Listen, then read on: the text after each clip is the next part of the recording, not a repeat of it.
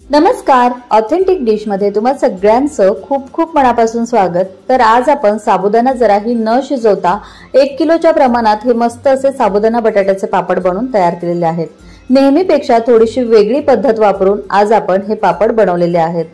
साबुदाणा शिजवलेला नसला तरी देखील तुम्ही इथे बघू शकता पापड अगदी तेलामध्ये घातल्याबरोबर मस्त असे दुप्पट तिप्पट फुलतात आणि छान खुसखुशीत बनून तयार होतात।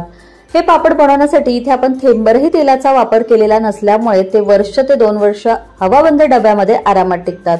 बनवायला अतिशय सोपे आहेत। अगदी पहिल्यांदा जरी तुम्ही पापड बनवत असाल तरी देखील सहज बनवाल याची मला खात्री आहे। चला तर मग पटकन आजच्या रेसिपीला सुरुवात करूयात। आज आपण 1 किलोच्या प्रमाणात साबुदाणा बटाटा पापड बनवणार आहोत। तर त्यासाठी इथे मी 1 वाटी साबुदाणा घेतलेला आहे। वजनी प्रमाणात म्हणाल तर हा अर्धा किलो इतका साबुदाणा आहे। आता साबुदाणा आपल्याला 2 ते 3 पाण्याने चांगला स्वच्छ धुवून घ्यायचा आहे, जेणेकरून यामध्ये असलेले धूळ कचरा निघून जाईल। तर साबुदाणा बघा 2 पाण्याने मी इथे चांगला स्वच्छ धुवून घेतला। आता यामध्ये आपल्याला पाणी घालायचं आहे। तर ज्या वाटीने मोजून आपण साबुदाणा घेतला होता त्या वाटीने मोजून इथे आपल्याला 2 वाट्या चांगलं कडकडीत गरम केलेलं पाणी साबुदाण्यामध्ये घालायचं आहे। तर साबुदाण्यामध्ये असं गरम पाणी घालून घेतलं की साबुदाणा अगदी व्यवस्थित भिजतो आणि आपल्याला वेगळं असा साबुदाणा भिजवून घेऊन पुन्हा त्यात गरम पाणी ऍड करायची गरज लागत नाही आणि साबुदाणा देखील आपला कमी वेळेत व्यवस्थित भिजला जातो। आता काय करायचं, आता यावरती आपल्याला झाकण ठेवायचंय आणि 6 ते 7 तासांसाठी साबुदाणा आपल्याला भिजत ठेवायचा आहे। जर तुम्ही सकाळी पापड बनवत असाल तर रात्रभर साबुदाणा भिजून घेतला तरी देखील चालेल। तर हे बघा मी रात्रभर साबुदाणा भिजत ठेवलेला होता आणि त्यानंतर तुम्ही इथे बघू शकता साबुदाणा अगदी व्यवस्थित भिजलेला आहे आणि भिजल्यामुळे मस्त असा दुप्पट तिप्पट तो फुललेला आहे। असा साबुदाणा गरम पाण्यामध्ये भिजवून घेतला की म्हणजे मग साबुदाणा आपल्याला वेगळा असा शिजवून घेण्याची गरज लागत नाही। 1 वाटी साबुदाणा भिजवण्यासाठी इथे आपण 2 वाट्या इतकं गरम केलेलं पाणी त्यामध्ये घातलेलं होतं, त्यामुळे बघा साबुदाणा अगदी व्यवस्थित भिजलेला आहे। हवा तितका ओलसरपणा यामध्ये आहे, खूप जास्त मोकळा सुटसुटीत किंवा कोरडा असा साबुदाणा झालेला नाहीये आणि तो व्यवस्थित भिजलेला देखील आहे। इथे आपला साबुदाणा तर भिजून झाला। आता आपल्याला साबुदाणा बटाट्याचे पापड बनवायचे, तर त्यासाठी बटाटा देखील लागणार आहे, म्हणून मी 1 किलो इतका बटाटा उकडून घेतलेला आहे। अर्धा किलो साबुदाण्यासाठी 1 किलो बटाटा इथे आपण घेतलेला आहे। बटाटे उकडून घेतलेले आहेत। आता बटाट्यांची साल काढून घ्यायची आणि हे बघा सगळ्या बटाट्यांची साल काढून झाली की बटाट्यांचे असे छोटे छोटे तुकडे करून बटाट्याला आपल्याला चांगलं स्मॅश करून घ्यायचं आहे। जमेल तितका बटाटा आपल्याला बारीक असा स्मॅश करून घ्यायचा आहे। बटाटा बघा व्यवस्थित स्मॅश करून झाला की आता आपण पापडासाठी कोणत्याही प्रकारचं मिश्रण शिजवून घेणार नाही आहोत। तर त्यासाठी बघा इथे मी एक मिक्सरचं भांडं घेतलंय। या मिक्सरच्या भांड्यामध्ये आपल्याला थोडासा बटाटा काढून घ्यायचा आहे, सोबतच हा भिजवून घेतलेला साबुदाणा देखील मिक्सरच्या भांड्यामध्ये काढून घ्यायचा आहे। थोडा बटाटा आणि थोडा साबुदाणा एकत्र करून आपल्याला साबुदाणा बटाट्याची मिक्सरवर फिरून छान अशी बारीक पेस्ट तयार करून घ्यायची। तर हे वाटून घेत असताना आपल्याला यामध्ये खूप जास्त पाण्याचा वापर करायचा नाही, अगदी थोडंसं पाणी आपल्याला यामध्ये घालायचं आहे आणि मिक्सरवर फिरून बघा याची छान अशी स्मूथ पेस्ट तयार करून घ्यायची आहे।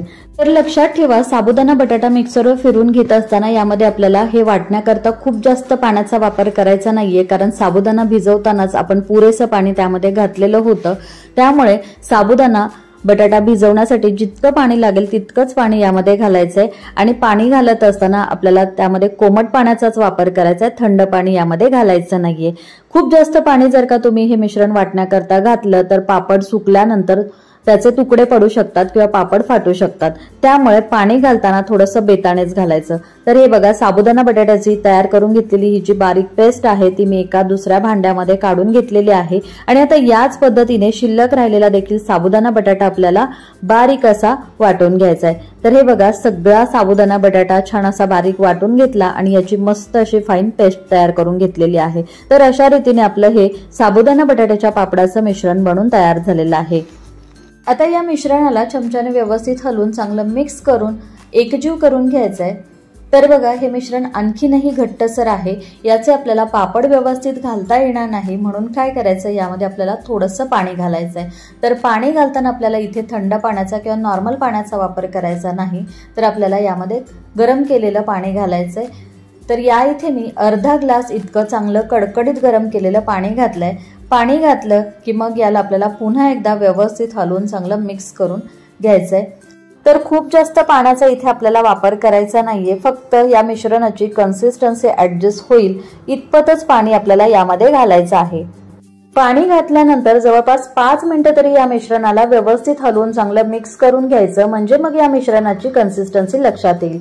तर हे बघा, अगदी परफेक्ट असं कन्सिस्टन्सीचं हे मिश्रण आपलं बनून तयार झालेलं आहे। आता काय करायचं, यामध्ये आपल्याला चवीपुरतं मीठ घालायचं आहे। सोबतच इथे बघा, मी 5 ते 6 हिरव्या मिरच्या मिक्सरवर फिरून त्याची छान अशी बारीक पेस्ट तयार करून घेतलेली होती। तर ही हिरव्या मिरचीची पेस्ट देखील आपल्याला या मिश्रणामध्ये घालायची आहे। इथे मी हिरव्या मिरचीच्या पेस्टचा वापर केलेला आहे, याऐवजी तुम्ही रेड चिली फ्लेक्स किंवा लाल तिखट वापरलं तरी देखील चालेल। आता उपवासाला जर का तुम्ही जिरं खात असाल तर तुम्ही जिरं देखील यामध्ये घालू शकता। त्याचबरोबर बारीक चिरलेली कोथिंबीर देखील तुम्ही यामध्ये घालू शकता, जेणेकरून पापड खायला आणखीन स्वादिष्ट लागतील। तर हे बघा, मीठ आणि हिरवी मिरचीची पेस्ट घालून ती या मिश्रणामध्ये व्यवस्थित मिक्स करून घेतली। आता लगेचच या मिश्रणाचे आपण पापड घालून घेऊ। तर बघा, पापड घालण्यासाठी इथे मी प्लास्टिक शीट अंथरलेलं आहे। याला आपल्याला तेल वगैरे अजिबात काहीही लावायचं नाहीये, कारण आपण पापड वर्षभर साठवून ठेवतो, त्यामुळे काही दिवसांनंतर पापडांना तेलकट वास येतो आणि त्याचबरोबर पापड चवीला देखील थोडेसे वेगळे लागतात। त्यामुळे प्लास्टिक शीटला आपल्याला तेलाचा हात अजिबात लावायचा नाहीये। तर हे बघा, थोडेसे मोठ्या आकाराचे इथे मी पापड घालून घेत आहे, पण पापड घालताना खूप जास्त पातळ घालू नका, नाहीतर पापड सुकल्यानंतर त्याचे तुकडे पडतात। थोडेसे जाडसर आपल्याला पापड घालून घ्यायचे। तुम्हाला हवं तर तुम्ही थोडेसे छोट्या आकाराचे देखील पापड घालू शकता।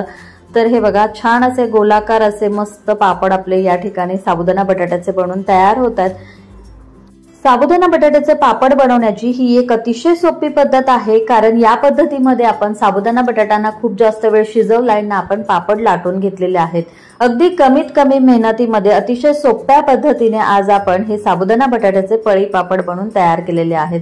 या पद्धतीमध्ये तुम्ही 1 किलोचे काय तर 4 ते 5 किलोचे पापड अगदी सहज आणि सोप्या पद्धतीने पटकन बनवून तयार करू शकता।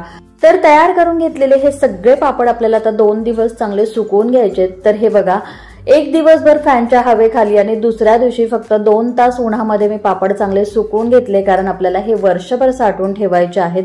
तर त्यानंतर तुम्ही इथे बघू शकता, पापडाचा रंग अजिबात बदललेला नाहीये, मस्त पांढरे शुभ्र असे हे पापड बनून तयार झालेले आहेत, कारण आपण यामध्ये उकडलेला बटाटा वापरलेला आहे। जर का आपण यामध्ये कच्चा बटाटा वापरलेला असता तर कदाचित पापडाचा रंग थोडासा लालसर झाला असता। मस्त असे साबुदाणा बटाट्याचे पापड बनून तयार झालेले आहेत। आता याला आपण तळून सुद्धा बघू। तर बघा, तेलामध्ये पापड घातल्याबरोबर मस्त दुप्पट तिप्पट फुललेला आहे आणि छान पांढरा शुभ्र देखील झालेला आहे। साबुदाणा जराही न शिजवता आज आपण हे पापड बनवलेले आहेत, तरी देखील तुम्ही पापड बघू शकता, तेलामध्ये घातल्याबरोबर मस्त दुप्पट तिप्पट फुललेला आहे। आणि या इथे बघा, काही पापड मी तळून घेतलेले आहेत, मस्त पांढरे शुभ्र हे पापड बनवून तयार झालेले आहेत। खायला अगदी चविष्ट खुसखुशीत लागतात। नेहमी त्याच पद्धतीने साबुदाणा बटाट्याचे पापड बनवण्यापेक्षा या उन्हाळ्यामध्ये थोडीशी ही वेगळी पद्धत वापरून हे साबुदाणा बटाट्याचे पापड नक्की करून बघा। आणि तुम्हाला रेसिपी कशी वाटली हे कमेंट्स बॉक्समध्ये कमेंट करून सांगायला विसरू नका। व्हिडिओ आवडला तर लाईक करा, शेअर करा आणि त्याचबरोबर अशा छान छान आणि नवनवीन रेसिपीज पाहण्यासाठी चॅनलला सबस्क्राईब करायला विसरू नका। धन्यवाद।